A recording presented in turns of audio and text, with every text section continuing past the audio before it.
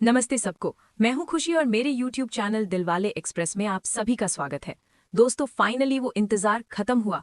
ज़ूटोपिया 2 officially आ चुकी है और निक और जूडी की जोड़ी एक बार फिर एक्शन में है। इस मूवी में इतने सारे ट्विस्ट्स और नए जानवर हैं कि आपका दिमाग घूम जाएगा। तो चलिए बिना किसी देरी के शुरू करते हैं इस ब्लॉकबस्टर का फुल एक्सप्लेनेशन। तो बिना किसी और बात के आइए इस आइकॉनिक जोड़ी के ताज़ा एडवेंचर्स में गोता लगाते हैं। फिल्म की शुरुआत निक और जूडी के साथ होती है। मेन कैरेक्टर्स हैं। पिछली मूवी के अंदर ये दोनों एक दूसरे के बहुत बड़े दुश्मन थे, लेकिन मूवी के खत्म होते होते तक बहुत अच्छे दोस्त बन चुके थे। जूडी जो कि अब पुलिस फोर्स को ज्वाइन कर चुका है, तो ये दोनों पार्टनर्स बन चुके थे। लास्ट मूवी के अंदर इन्होंने अपने पुराने मेयर को पकड़वाया था, जो कि बहुत ही ज्यादा बुरी थी, बेल। और इस मूवी के अंदर हम एक नए मेयर को देखते हैं जिसका नाम पैट्रिक है। लास्ट मूवी के अंदर ये एक्टर था, लेकिन इस मूवी के अंदर इसे मेयर बना दिया गया है। बढ़िया आदमी है। इस सिटी के अंदर वेदर डिवाइसेस लगे हैं, यानी कि शहर में जितने भी जानवर हैं वो अपने अपने वेदर के अकॉर्डिंग रह सकते हैं। यानी कि अगर आप गर्म में रहना चाहते हो तो आप गर्म में रहो, बरसात पसंद है बरसात में रहो, पानी पसंद है पानी में रहो। तो इस तरीके के डिवाइसेस को बनाए हुए लगभग 100 साल हो चुके थे, तो उसी की एक सेरेमनी थी। हम यहाँ के सबसे सुपरिंटेंडेंट को देखते हैं जिसका नाम बोगो है। वो एक क्रिमिनल को अरेस्ट करवाने के लिए अपने जो सबसे सीनियर ऑफिसर्स हैं उनको केस देता है और बताता है कि ये बहुत ही ज्यादा चोरी चकारी कर रहा है, गलत काम कर रहा है, तो जाओ और इसे जाके पकड़ के लेके आओ। निक और जूडी को भी लग रहा था कि इन्हें जरूर कोई केस मिल जाएगा, लेकिन वो केस तो इन ज़ीब्रा ब्रदर्स को मिल गया। निक और जूडी ने पूरी बात सुनी नहीं और वो सीधा पोर्ट पे पहुंच गए, जहां पे कस्टम ऑफिसर को पकड़ना था, जो कि एक झूठा आदमी था। निक और जूडी आगे बढ़ते हैं। एक कपल बन के आए थे और उसके बाद उस ऑफिसर के पास जाने लगते हैं। वो ऑफिसर इन्हें जाने के लिए कहता है, लेकिन निक की आदत थी अपनी नई नई कहानियां बुनने की, तो वो यही बुनता रहता है। जूडी को पता चलता है कि जैसे ही ये ऑफिसर बिजी हो गया है, इतनी देर में वो पीछे से भागती है, दरवाजों को खुलने लगती है, लेकिन तभी इस ऑफिसर को पता चल जाता है कि कोई तो गड़बड़ है। ये ऑफिसर फटाफट यानी कि ये आदमी फटाफट भाग के निकल जाता है। जूडी और निक उसे पकड़ने के लिए भागते हैं। इन दोनों ने एक कार ले ली थी जो कि पिग वाली कार थी। अब तक बाकी ऑफिसर्स को भी पता चल गया था कि जिस ऑफिसर को पकड़ना था वो भाग गया है, वो भी इन दोनों की गलती के चक्कर में। एक अच्छा खासा फाइट सीक्वेंस होता है, बहुत चेजिंग सीन था, जिसके बाद इस फर्जी आदमी को पकड़ लिया जाता है। लेकिन गड़बड़ तब हो जाती है जब जूडी एक बहुत ही बड़े साइंटिस्ट के स्टैचू के अंदर जाके घुस जाती है।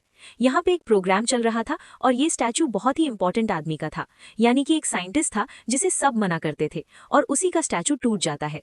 जिसके बाद तो जूडी और निक की अच्छी खासी सुनवाई हो जाती है। जो इनका मेन बॉस था, सीनियर ऑफिसर, वो इन्हें बहुत ज्यादा डांटता है। हर कोई चाहता था कि जूडी और निक का क्रेडिट खुद ले जाए। जूडी जब गाड़ी से उतर ही रही थी तभी उसे कुछ 2-3 चीजें मिलती हैं, जैसे कि रेप्टाइल स्किन मिलती है, साथ ही में कुछ डॉक्यूमेंट्स भी मिलते हैं। उसे समझ में नहीं आता कि आखिर उस पूरे शहर में जब रेप्टाइल्स रहते ही नहीं हैं तो फिर आखिर ये स्किन किसकी है। जब वो बोगो को ये सारी बात बताने के लिए जाती है तो ये चीफ ऑफिसर तो उसके ऊपर बहुत ज्यादा भड़क जाते हैं कि आखिर तुम पागल हो गए हो क्या, पूरे शहर को तबाह करने के बाद में तुम मुझे किसी चीज पे बिलीव करने के लिए कह रहे हो। अब इन दोनों को ही एक तरीके का कंसल्टेशन मीटिंग अटेंड करनी पड़ती है। वहां के डॉक्टर इन दोनों को ज्ञान देने लगते हैं कि तुम्हें अपना टीम वर्क सुधारना पड़ेगा। बाकी सारे ऑफिसर्स भी एक साथ खड़े थे, जो कि जूडी और निक के ऊपर बहुत बुरी तरीके से हंस रहे थे। पूरे शहर में भी इनके ऊपर मजाक ही बनाया जा रहा था कि आखिर स्टैचू इन दोनों ने मिलके क्यों तोड़ा, इतनी बेकार पार्टनरशिप आखिर कैसे हो सकती है किसी की। निक और जूडी इतना भी ज्यादा ध्यान नहीं देते इन पे, क्योंकि इन्हें पता था कि ये जो भी कर रहे हैं बहुत अच्छा कर रहे हैं और इनकी जोड़ी बेमिसाल है, ये कभी नहीं तोड़ेंगे अपनी जोड़ी। यहाँ पे जब जूडी बैठ के न्यूज देख रही थी तो उसे एक न्यूज के अंदर पता चलता है कि बिल्लियों के खानदान का जो मेन लीडर है लिंसली, वो अपने इस पूरे के पूरे एम्पायर को बढ़ाना चाहता है, क्योंकि जो वेदर डिपार्टमेंट बनाया गया था, वेदर डिवाइसेस बनाए गए थे, वो इन्हीं के खानदान वालों ने बनाए थे, तो ये आगे की प्रॉपर्टी भी बढ़ाना चाहते हैं। कहा जाता है कि एक बहुत बड़ी सेरेमनी होगी जिसके अंदर लिंक्सली फैमिली की वो बुक निकाली जाएगी जिसके अंदर पेटेंट है वेदर डिपार्टमेंट को बनाने वाले सारे पेपर्स। जब से रेप्टाइल का अटैक हुआ था उसके बाद से वो पूरी की पूरी डायरी को छुपा दी गई, लोगों के सामने नहीं लाया जाता था। लेकिन जूडी को थोड़ा सा डाउट होने लगता है, इसीलिए वो ऑनलाइन रिसर्च करने लगती है। तब उसे पता चलता है कि एक बीवर था जो कि ये पूरी स्टोरी बताता है कि एक स्नेक ने एक टर्टल को मार दिया था, इसीलिए पूरे के पूरे रेप्टाइल्स की प्रजाति को ही निकाल दिया गया ज़ूटोपिया से। जूडी को लगने लगता है कि कोई रेप्टाइल है जो कि वापस से शहर में आना चाहता है, इसीलिए वो निक को कहती है कि हमें इस बात का पर्दाफाश करना पड़ेगा। अगर इन्होंने इतनी बड़ी चीज को रिवील कर दिया तो हर कोई इनके ऊपर प्राउड करने लगेगा, कोई भी मजाक नहीं बनाएगा। निक को ये बात मजाक लगती है, लेकिन जूडी की कही भी बात को वो मना नहीं करता और उसका साथ देने के लिए तैयार हो जाता है। निक और जूडी, जिन्हें कि अभी अपने काम से थोड़ी छुट्टी मिल रखी थी और इन्हें किसी भी ऑफिशियल काम में जाने के लिए अलाउ नहीं था, फिर भी ये उस सेरेमनी के अंदर चले जाते हैं जहां पे शहर के ऑलमोस्ट सारे के सारे लोग पहुंचे थे, यानी कि लिंक्सली फैमिली के 100th एनिवर्सरी पे। जूडी लिंक्सली फैमिली के सेरेमनी के अंदर घुस के सीधा बुक के पास में जाने की कोशिश करती है। बुक के पास जाते ही उसे लगता है कि बुक आखिर लोहे के कवर से क्यों है और इसके ऊपर आखिर इतने स्क्रैचेस क्यों हैं? ऐसा भी क्या है इसके अंदर कि इसकी इतनी ज्यादा सिक्योरिटी करी जा रही है? जब यहाँ पे सारे के सारे बड़े से बड़े लोग पहुंचे थे तो ऑब्वियस सी बात है चीफ ऑफिसर बोगो भी पहुंचेगा। जूडी और निक आपस में छुपने के लिए इधर उधर भागने लगते हैं। यहाँ पे हम देखते हैं कि जूडी एक ऐसे इंसान से मिलती है जो कि लिंक्सली फैमिली से बिल्कुल अलग हटके था। वो उन्हीं की फैमिली का मेंबर था, लेकिन बाकियों जैसा बिल्कुल भी नहीं था। बहुत अच्छा था। निक ने हर जगह चेक कर लिया था, लेकिन उसे कोई भी रेप्टाइल नहीं मिला था। लेकिन तभी उसे जमीन पे गिरी हुई एक स्किन मिलती है जो कि रेप्टाइल की ही थी, यानी कि स्नेक की। तब उसे जूडी की बात पे बिलीव हो जाता है। इसी टाइम बोगो ने भी निक को देख लिया था और वो उसे पार्टी से निकाल रहा था।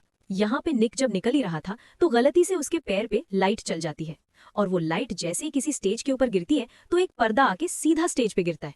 उस पर्दे के अंदर और कोई नहीं बल्कि एक बहुत ही बड़ा स्नेक निकलता है। इस स्नेक ने स्टेज के ऊपर आते ही सबसे पहले जो सबसे बड़ा डायरेक्टर था लिंक्सली फैमिली का, उसे पकड़ लिया। उसके बाद में डायरी को चुराया। वो यहाँ से फुल स्पीड में जाता है। देखते ही देखते पूरी पार्टी के अंदर सब भागने लग जाते हैं, इधर उधर जाते हैं। जूडी जो कि अंडरकवर एजेंट बनी हुई थी वो भी इस सांप के पीछे भागती है। स्नेक ने लिंक्सली फैमिली के एक आदमी को और साथ ही में डायरी को पकड़ रखा था। वो एक कमरे में चला जाता है। जूडी उसके पास आती है, उसे समझाने की कोशिश करती है कि रुक जाओ, ऐसा मत करो, तुम आखिर इसके साथ में क्या करना चाहते हो? अब यहाँ पे स्नेक बोलने लगता है कि मैंने कुछ नहीं किया है, बल्कि ये पूरी फैमिली बुरी है। लिंक्सली फैमिली ने हमारे साथ बहुत बुरा किया। इस डायरी के अंदर ही पूरी बात छुपी है। जूडी को कुछ समझ नहीं आता कि आखिर वो किसकी बात पे विश्वास करे और बात क्या है। लेकिन इतनी देर में तो यहाँ निक आ जाता है। शायद इस बार उसकी टाइमिंग गलत थी और वो इसी सांप को बेहोश कर देता है। जबकि वो पूरी बात बताता उससे पहले ही लिंक्सली फैमिली का लीडर यहीं पे खड़ा था और वो डायरी को फटाफट से अपने पास ले लेता है और पुलिस के आते ही बताया जाता है कि इसे हैंड टू हैंड मार दो। जूडी और निक को कुछ तो डाउट था कि आखिर ये लिंक्सली फैमिली ऐसा क्यों बर्ताव कर रही है। ये स्नेक जैसे ही होश में आता है, क्योंकि इसे तो मारा जाने वाला था, तो गलती से बोगो को बाइट कर देता है, जबकि वो इंटेंशनली ऐसा करना ही नहीं चाहता था।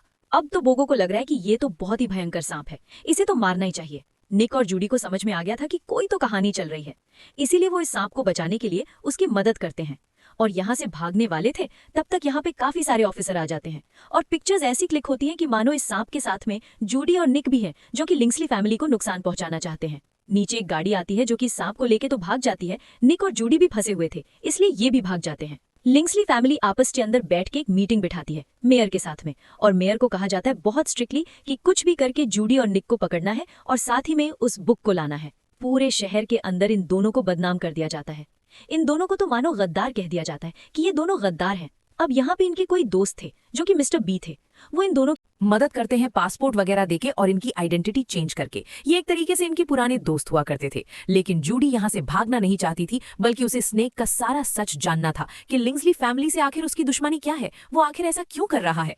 मिस्टर बी को आगे की कहानी पता थी और इसीलिए उन्होंने उसी बीवर से जूडी को मिलवा दिया जिसकी वीडियो पहले ही जूडी ने देख ली थी, क्योंकि इस बीवर को शायद आगे की कहानी पता थी। बीवर इन दोनों को अपने साथ में ले जाता है। रास्ता बहुत ही ज्यादा खतरनाक था। ये एक ऐसी जगह थी, कह सकते हैं एक ऐसी दुनिया थी जहाँ पे सिर्फ और सिर्फ रेप्टाइल्स रहते हैं। ऐसा कोई भी जानवर नहीं जो कि सुटोपिया वाला है, और रेप्टाइल्स सारे के सारे निकल के इसी जगह पे आ चुके हैं, क्योंकि सुटोपिया में उनको रहने नहीं दिया जाता। जूडी और निक को समझ में नहीं आता कि आखिर यहाँ पे इतने सारे रेप्टाइल्स एक साथ में कैसे रह रहे हैं, ऊपर से बीवर भी यहाँ पे कैसे आ गया। अब यहाँ पे एक इमेलियन के सामने इन्हें लाया जाता है, यानी कि गिरगिट के सामने। वो इन दोनों का वेलकम करने के लिए कीड़े लाते हैं। जैसे ही ये दोनों जबरदस्ती वो कीड़े खाते हैं तो हर एक रेप्टाइल इनके ऊपर हंसने लगते हैं। ये गिरगिट बताता है कि इसे लोहे की डायरी में इसलिए बंद किया गया है क्योंकि इसकी जो असली डिजाइन है वो बस एक सांप ही देख सकता है। लिंक्सली फैमिली के अंदर एक टर्टल था और उसकी जब डेथ हो गई उसके बाद से पूरे के पूरे रेप्टाइल समाज को बाहर निकाल दिया गया था। तभी पता चलता है कि पुलिस ऑफिसर्स ने जूडी और निक को ढूंढ लिया है। इसी चक्कर में सारे रेप्टाइल्स बेचारे भागने लगते हैं, क्योंकि यहाँ पे रेड पड़ गई थी। निक और जूडी भी यहाँ पे फुर्ती से भागने लगते हैं, खुद ही के लोगों से भाग रहे थे बेचारे। आगे जाके तो इनका साथ सब ने छोड़ दिया था, ये दोनों अकेले पड़ गए थे। अब तक यहाँ पे स्नेक भी आ चुका था और वो जूडी से उस डायरी को अपने साथ ले जाता है। जूडी और निक ने स्नेक का पीछा बिल्कुल नहीं छोड़ा था। काफी ज्यादा प्रॉब्लम्स आ रही थी, लेकिन फिर भी ये स्नेक के पीछे लगे हुए थे उससे सारी बात जानने के लिए। एक बहुत बड़े पाइपलाइन और वाटरफॉल के बाद में ये दोनों आगे बढ़ते हैं, लेकिन अभी भी इन्हें वो स्नेक नहीं मिलता। वो भाग चुका था, लेकिन जूडी को पता चलता है कि ये डायरी तो यहीं पे रह गई। इसी वक्त यहाँ पे दो गोट मिलते हैं जो कि क्लाइंबर्स थे। उनके पास भी बिल्कुल वही फूल था जो कि डायरी पे बना हुआ था। ऐसा लग रहा था कि ये डायरी उस स्नेक की हो सकती है। वो गोट बताते हैं कि इस पहाड़ी के ऊपर स्नेक का घर है, तुम चाहो तो जाके देख सकते हो। जूडी और निक को लगता है कि शायद ऊपर इन्हें काफी सारी चीजों के जवाब मिल सकते हैं, इसलिए रस्सी की मदद से सीधा ऊपर चले जाते हैं सांप के घर में। इन दोनों के बीच में ऊपर चढ़ते चढ़ते थोड़ी सी बहस हो जाती है, झगड़ा हो जाता है और गलती से जूडी की जो एक पेन ड्राइव थी वो टूट जाती है, इसलिए वो निक से बहुत ज्यादा गुस्सा हो जाती है। जूडी और निक को पता चलता है कि रेप्टाइल्स की भी अपनी एक बहुत अच्छी दुनिया हुआ करती थी, जिनके बारे में इन लोगों ने कभी सोचा ही नहीं, कभी जाना ही नहीं। जिस वक्त ये इतनी खुशी खुशी रह रहे थे, लेकिन उसी वक्त लिंग्सली फैमिली ने इन रेप्टाइल्स से सब कुछ छीन लिया। इस पूरी रेप्टाइल प्रजाति ने क्या बिगाड़ा था? आखिर गलती हुई भी होगी तो किसी एक से हुई होगी। ये लिंग्सली फैमिली आखिर इनके साथ में ऐसा क्यों कर रही है? आखिर इसके पीछे क्या हो सकता है? स्नेक ने जो भी बोला होगा बिल्कुल सच बोला होगा। यहाँ निक को पता चलता है कि ऑफिसर्स ने इन्हें यहाँ भी ढूंढ लिया है और वो जल्द ही यहाँ पे आने वाले हैं। वो जूडी को कहता है कि हमें चलना पड़ेगा, नहीं तो ये ऑफिसर्स हमें यहाँ से अरेस्ट कर लेंगे। लेकिन जूडी नहीं मानती। जूडी कहती है कि अगर हमने अभी यहाँ से सबूत नहीं उठाया तो हमें फिर से झूठा साबित कर दिया जाएगा। मुझे ढूंढने दो। आखिर इतनी देर में ऑफिसर्स यहाँ पे पहुंच ही जाते हैं और इतनी भयंकर वाला एक ब्लास्ट होता है, क्योंकि ये बड़े बड़े से एनिमल थे तो इस चक्कर के अंदर घर आधा आधा टूट जाता है। जूडी नीचे गिरने ही वाली होती है, लेकिन तभी यहाँ पे स्नेक पहुंच जाता है, जिसके साथ में कैट था। ये और कोई नहीं बल्कि लिंग्सली फैमिली का मेंबर था। ये दोनों ही मिलकर जूडी की जान बचा लेते हैं। जूडी को एक इंजेक्शन भी लगा था, इस चक्कर में वो बेहोश हो जाती है। निक यहीं पे ही सारी चीजें देख रहा था। ऑफिसर्स ने अब निक को घेर लिया था और वो उसे जाने नहीं देते। यहाँ पे जब जूडी को होश आता है तो उसके साथ में स्नेक और कैट थे। जब जूडी को पता चलता है कि उसके साथ में निक भी नहीं है तो स्नेक बताता है, तुम टेंशन मत लो, हम जल्दी वहां पे चले जाएंगे और निक या फिर तुम्हें ढूंढते ढूंढते यहाँ आ जाएगा। अब यहाँ पे स्नेक के पास जो मेन बुक थी वही बुक वो जूडी को देता है और कहता है कि इसमें वेदर डिपार्टमेंट का जितना भी सच है वो सब कुछ लिखा है। यहाँ निक को सीधा मेयर के पास ले आया जाता है और पूछा जाता है कि आखिर जूडी कहाँ पर है और उसका आखिर प्लान क्या है। निक कुछ भी नहीं बताता। मेयर बहुत गुस्से में था और निक को उठा के जेल में डाल दिया जाता है, जबकि वो खुद भी पुलिस ऑफिसर है। निक को कुछ समझ में नहीं आता कि आखिर चल क्या रहा है। तभी यहाँ पे लिंग्सली फैमिली के लीडर आते हैं, जो कि निक को बताते हैं कि अब तो तुम्हें पता चलना ही चाहिए कि आखिर हम क्या करने वाले हैं। निक सुनता है कि लिंग्सली फैमिली अपना जल्द से जल्द पूरा का पूरा एम्पायर बढ़ाने वाले हैं और जितने भी रेप्टाइल्स अब इन्हें दिखेंगे वो सबको मार डालेंगे। इन्हीं की फैमिली का जो एक बिल्ला था यानी कि रॉबर्ट, उसे भी देशद्रोही घोषित कर दिया था। इसी चक्कर में कहा था कि अगर वो जहां भी मिले तो उसे भी मार देना। रॉबर्ट बिल्ला यानी कि लिंग्सली फैमिली का ये बिल्ला अपने साथ में इसे स्नेक और जूडी को लेके अपने एक छुपी हुई जगह पे लेके आता है, हाई आउट पे, जहाँ पे सारे के सारे सामान रखे हुए थे। अच्छे खासे स्नेक बड़ा खुश था और जूडी पूछती है कि आखिर तुम दोनों एक साथ कैसे हुए? तो यहाँ पे स्नेक बताना शुरू करता है कि जब उसे पता चलता है कि इस सेरेमनी के अंदर एक की ये डायरी बाहर निकलेगी तो लिंग्सली फैमिली को एक खत लिखा। तभी रॉबर्ट को समझ में आया कि ये जो रेप्टाइल्स हैं वो इतने बुरे नहीं हैं। इसी चक्कर में उसने स्नेक का साथ देने के बारे में सोचा। इस बिल्ले का नाम रॉबर्ट था। लिंग्सली फैमिली का ये बिल्ला एक तरीके से भागी ही बन चुका था और जूडी को विश्वास दिलाता है कि हम रेप्टाइल्स को वापस ले आएंगे। अब यहाँ पे गैरी जो एक स्नेक था और वही सिर्फ इस डायरी को पढ़ सकता था, इसलिए वो डायरी को पढ़ना शुरू करता है। पता चलता है कि जो वेदर मशीन थी यानी कि मौसम यंत्र था, उसे किसी भी एनिमल ने नहीं बल्कि रेप्टाइल ने बनाया था और वो रेप्टाइल और कोई नहीं बल्कि इसी स्नेक की दादी थी। वो उनका ही दिमाग था कि सारे के सारे जानवर एक साथ बड़े खुशी खुशी रह सके अपने एटमॉस्फेयर के अकॉर्डिंग, लेकिन उसे पूरा करने के लिए उसे किसी न किसी की जरूरत तो थी ही। एक स्पॉन्सर को ढूंढने के चक्कर में वो लिंग्सली फैमिली के पास में पहुंची। रॉबर्ट के परदादा बहुत बुरे निकले। वो इस बात के लिए मान तो गए, लेकिन उनके मन में लालच आ गया और वो इस चीज का पेटेंट अब खुद के नाम पर करना चाहते थे। गैरी की परदादी को धोखा मिल गया। वेदर मशीन का पूरा पेटेंट उन्होंने खुद ने ले लिया। अपनी ही मेड जो कि एक टर्टल थी उसे जान से मार दिया और इन सब का सारा इल्जाम गैरी की दादी यानी कि सांप के ऊपर लगा दिया। तब जाके मामला बहुत ज्यादा गंभीर हो गया। इन सांपों की पूरी प्रजाति को बाहर निकाल दिया गया, क्योंकि ऑब्वियस सी बात है लिंग्सली फैमिली की मेड को मार दिया गया था। रॉबर्ट के दादा ने रेप्टाइल सिटी को बर्फ के नीचे दबा दिया। कोई भी रेप्टाइल बाहर नहीं आ सकता और बाहर दिखा तो उसे मार दिया जाएगा। लेकिन जो असली वेदर डिवाइस पेटेंट था वो एक नौकरानी के हाथ लग गया था। वो जो टर्टल थी उसने वो पेटेंट गैरी की दादी को भी दे दिया था। गैरी की दादी ने वहां से भाग के उसे अपने घर में छुपाया था। अब अगर वही घर मिल जाए तो रॉबर्ट की फैमिली की जितनी भी गलतियां हैं वो सब बाहर आ जाएंगी और रेप्टाइल्स को जो अब तक गलत माना जाता है वो भी साबित हो जाएगा कि रेप्टाइल्स ने कभी कोई गलती करी ही नहीं थी। इस पेटेंट को ढूंढने के लिए इन्हें सबसे पहले क्लॉक टावर का स्विच ऑन करना पड़ेगा, जिससे रेप्टाइल्स का पूरा शहर दिख सके। ये तीनों ही वेदर मशीन की तरफ जाते हैं, क्योंकि उसी के बीच में से वही स्विच मिलेगा जो कि रेप्टाइल सिटी की लाइट वापस ला सकता है। यहाँ पे हम देखते हैं कि जो रॉबर्ट की लोकेशन थी तो उसकी मदद से सारे के सारे पुलिस वाले लिंग्सली फैमिली की ये लोकेशन देख के इन तीनों को पकड़ने के लिए निकल जाते हैं। यहाँ पे हम निक को देखते हैं और जेल के अंदर जब उसे डाला जा रहा था तो उसके पुराने दुश्मन उस पे बड़ा हंस रहे थे। यहाँ पे वही बीवर भी मिलता है और वो उसे कहता है तुम इतने परेशान क्यों हो रहे हो। वो जूडी के बारे में बताने लगता है कि वो जूडी से गुस्सा है, उसने जूडी को मना किया था कि इस केस के लिए इतना भी अंदर नहीं घुस जाना है, लेकिन उसने बात कभी नहीं मानी। निक को बहुत बुरा लगता है कि आखिर जूडी ने ऐसा क्यों किया, अगर उसने उसे खो दिया तो क्या होगा। बीवर बहुत ज्यादा इमोशनल हो जाता है और उसके पास तो खुफिया चाबी भी, वो हैंड टू हैंड दरवाजे को खोल देता है और निक को यहाँ से भगाने में मदद करता है। लेकिन जैसे ही गार्ड से वो बच रहा था, भाग रहा था, तो गलती से सारे के सारे क्रिमिनल भी खुल जाते हैं। ये एक साथ यहाँ से बाहर निकल जाते हैं, यानी कि निक की एक और इतनी बड़ी गलती हो जाती है। निक बीवर के साथ में भागने लगता है। यहाँ पे उन्होंने एक दोस्त को बुला रखा था जो कि स्लॉट था। अब ये तीनों गाड़ी में भर के जूडी को ढूंढने के लिए निकलते हैं। यहाँ पे निक को पता था कि लिंग्सली फैमिली का जो बेटा है वो इस वक्त जूडी के साथ में है, तो अगर उसके फोन की लोकेशन को ट्रेस कर लिया जाएगा तो जूडी मिल जाएगी। फटाफट से अब निक को भी जूडी की लोकेशन मिल चुकी थी। यहाँ पे जूडी, निक और गैरी एक साथ में वेदर हॉल की तरफ जा रहे थे ताकि मशीन ऑन कर सके। जूडी को यहाँ पे पहुंचते ही पता चलता है कि काफी सारे पुलिस ऑफिसर्स यहाँ पे आ गए हैं। वो फटाफट से उस फोन को तोड़ देती है जिससे कि लोकेशन शेयर हो रही थी। वेदर हॉल के बाहर एक बहुत बड़ा फेस्टिवल चल रहा था, इस चक्कर में काफी ज्यादा भीड़ थी। जूडी फटाफट से अपने दोस्तों की मदद लेती है और इस हॉल के अंदर जाने की कोशिश करती है। रॉबर्ट के जो डैड थे यानी कि लिंग्सली फैमिली के लीडर, अब इन्हें भी सारी चीजें पता चल गई थी कि अब ये सब मशीन ऑन करने के लिए जा रहे हैं, तो फटाफट से गार्ड्स को बताते हैं कि आखिर तुम्हें अब इन्हें पकड़ना कैसे है। एक ऑफिसर फटाफट से जूडी को बेहोश करने के लिए उस पे पॉइजन डॉट चलाता है, लेकिन सही वक्त पे निक पहुंच जाता है जिसके साथ उसके दोस्त और ये सब गाड़ी के अंदर बैठे थे, तो वो डार्ट जूडी को नहीं लगता है। जूडी, गैरी और रॉबर्ट ये तीनों तो एक साथ में इस वेदर डिवाइस के अंदर पहुंच जाते हैं, लेकिन दरवाजा बंद हो जाता है। अंदर जाते ही ये तीनों मिलके उस मशीन को ऑन कर देते हैं जो कि रेप्टाइल सिटी को बाहर ला सकती थी, उसके बारे में बता सकती थी कि अंदर दबा हुआ एक बहुत ही बड़ा सिटी थी, उसकी लाइट अब चमकने लगी थी। लेकिन बाहर का वेदर बिल्कुल चेंज होने लगा था। निक इस चक्कर के अंदर बड़ा परेशान होने लगा था। वहां पे बर्फीले तूफान आ चुके थे क्योंकि रेप्टाइल सिटी जो बाहर आ चुकी थी। जूडी फटाफट से दरवाजा खोलती है और निक अंदर आ जाता है। बीवर ने उसे अंदर खींच लिया था।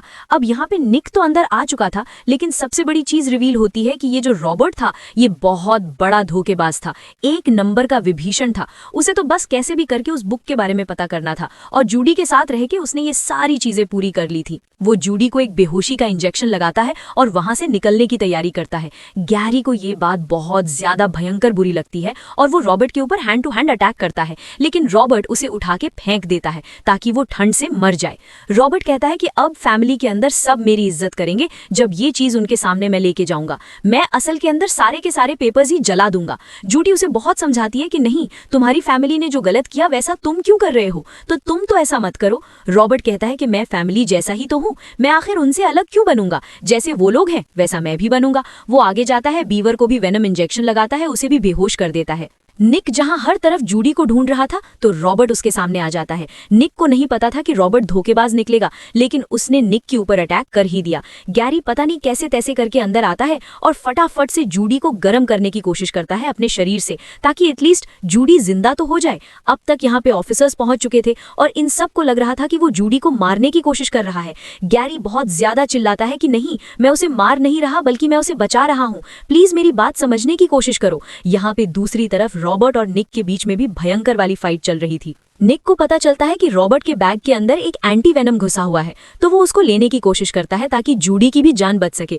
जूडी को असल के अंदर जो वेनम का इंजेक्शन लगा था वो सिर्फ और सिर्फ इस एंटी वेनम इंजेक्शन से ही बच सकती थी।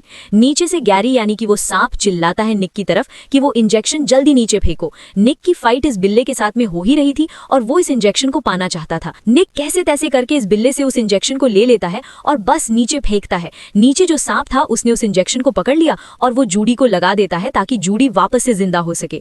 जूडी जैसे ही होश में आती है उसे पता चलता है कि निक की हालत बहुत ज्यादा खराब है, वो गिरने वाला है, मरने वाला है। फटाफट भागती है और अपने सांप जो उसका दोस्त बन चुका था उसकी मदद से निक को भी बचा लेती है। रॉबर्ट यहाँ से नीचे गिर जाता है। बीवर को भी एंटीडोट लगा दिया जाता है जिससे बीवर भी जिंदा हो जाता है। निक और जूडी काफी टाइम बाद में एक साथ मिले थे और दोनों एक दूसरे को देख के बहुत ज्यादा इमोशनल थे कि आखिर एक दूसरे से दूर ही क्यों हुए, और अब जब साथ हैं तो कभी दूर नहीं होंगे। लेकिन प्रॉब्लम अभी भी खत्म नहीं नहीं हुई है क्योंकि रॉबर्ट अभी भी जिंदा है और वो जो ओरिजिनल पेपर्स है उसे जलाने के लिए भागने वाला था। जूडी अपने सारे दोस्तों के साथ में इस रॉबर्ट का पीछा करने के लिए जाती है। रॉबर्ट को अब उसकी पूरी की पूरी लिंग्सली फैमिली ने पकड़ लिया था और जब उसे धोखेबाज कहा जा रहा था तो रॉबर्ट कहता है कि मैं बिल्कुल आपके लिए ये सारा काम कर रहा था, आपको क्या लगा कि मैं आपको धोखा दूंगा? बिल्कुल ऐसा नहीं है, मैं तो बल्कि उनसे इन्फॉर्मेशन निकलवाने के लिए गया था। वो अपनी फैमिली को बताता है कि ओरिजिनल पेपर्स रेप्टाइल सिटी में छुपे हुए हैं। वो सारी चीजें और किसी ने नहीं बल्कि गैरी की ग्रैंड माँ थी। अगर हम उन्हें जला देंगे तो ये सारा क्रेडिट हमेशा हमेशा के लिए हमारा ही हो जाएगा। मैर वहीं पे ही था, उसने सारी बातें सुन ली थी, लेकिन लिंग्सली फैमिली के सामने आखिर वो क्या बोलता? लेकिन अब तक यहाँ पे स्नेक, बीवर सब पहुंच चुके थे जो कि लिंग्सली फैमिली के ऊपर अटैक कर देते हैं। निक और जूडी तो रॉबर्ट को रोकने जाते हैं। ये दोनों ही ट्रक की मदद से सीधा रॉबर्ट को पकड़ लेते हैं। यहाँ पे एक गजब का चेजिंग सीन होता है। ये दोनों ही हारते हुए नजर आ रहे थे, लेकिन कैरी और बीवर के आते ही ये दोनों रॉबर्ट को पकड़ लेते हैं और रॉबर्ट को कैसे तैसे करके उसे बांध देते हैं। और यहाँ पे दूसरी तरफ जब मेयर को लिंग्सली फैमिली का सारा सच पता चलता है तो वो भी चुप नहीं बैठता बल्कि इस पूरी फैमिली को बहुत बुरी तरीके से मारता है। गैरी फटाफट से अपने सारे दोस्तों को अपने पुराने घर पे लेके जाता है जहाँ पे उसकी सारी यादें ताजा हो जाती हैं, कैसे यहाँ पे इनका बचपन बीता था। यहाँ पे अभी इन्हें डॉक्यूमेंट्स के अंदर गैरी की जो परदादी ने बनाया था एक डॉक्यूमेंट यानी कि वेदर मशीन का पेटेंट, वो इन्हें मिल जाता है। रॉबर्ट अभी भी मरा नहीं था, भागा नहीं था, बल्कि वापस से इनके पास आ जाता है। वो इन सबको मारने ही वाला था, लेकिन इतने ही देर में सारे ऑफिसर्स आ जाते हैं और उस रॉबर्ट को बहुत बुरी तरीके से पटक के मारते हैं। अब जाके पूरे शहर को पता चलता है कि जूडी और निक ने मिलके एक बहुत बड़ी गुत्थी सुलझा ली थी। लिंग्सली फैमिली का सारा सच बाहर ले आए थे। वेदर मशीन का जो असली क्रेडिट है वो जिसे मिलना चाहिए था उसे मिल गया था। सारे के सारे रेप्टाइल्स हैं, उन्हें वापस से इज्जत मिल चुकी थी, उन्हें वापस से शहर में ले आया गया था। अब सारे एनिमल्स और रेप्टाइल्स एक साथ में रहने लगे थे। सब कुछ हुआ था जूडी और निक की जोड़ी के चक्कर में। इन दोनों की जोड़ी एकदम हिट थी। गैरी ने अपने घर पे एक पार्टी रखी थी जहां पे उसके सारे के सारे फैमिली मेंबर्स लौट आए थे। इसी के साथ हम फर्स्ट मूवी की जो विलन थी उसे देखते हैं, बेल को, जो कि भाग रही थी, लेकिन फिर से जूडी और निक ने उसे पकड़ लिया था। इसी के साथ ये बड़ी अमेजिंग मूवी यहीं पे खत्म हो जाती है। तो दोस्तों, कैसा लगा आपको ज़ूटोपिया 2 का ये ब्रेकडाउन? क्या आपको लगता है निक और जूडी की केमिस्ट्री अब भी वैसी ही है? मुझे कमेंट्स में ज़रूर बताना।